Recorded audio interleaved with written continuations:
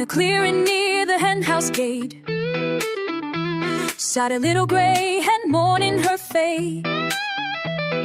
The roosters don't love me, the hens are so cruel.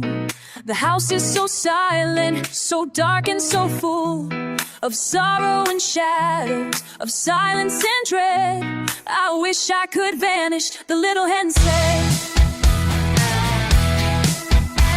Then out of the sky, like a dream out of time, came a bird pure as snow in a silence so fine.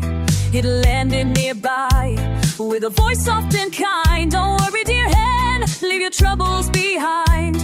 I'll take you away to a bright, happy land. Just climb on my back and I'll lend you a hand.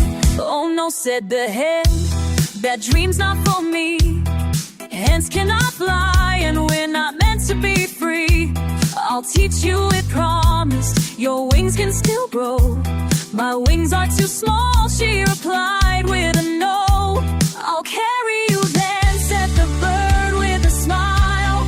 We'll soar through the clouds, just rest for a while. Where will I live, asked the hen in dismay.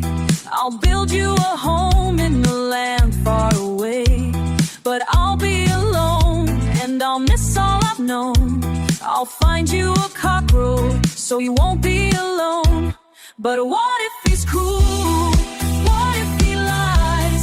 I'll show you to choose love that's kind of disguise. There's no such cockroach, the gray hen just cried.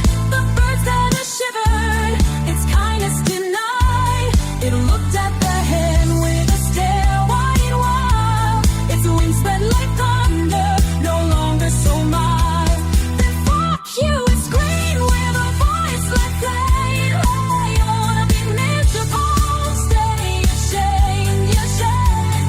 It rose to the skies, not a backward glance. Left the gray hen alone in her well-worn trance. So back in the clearing by the hen house she sat, just as before, with her sorrow intact.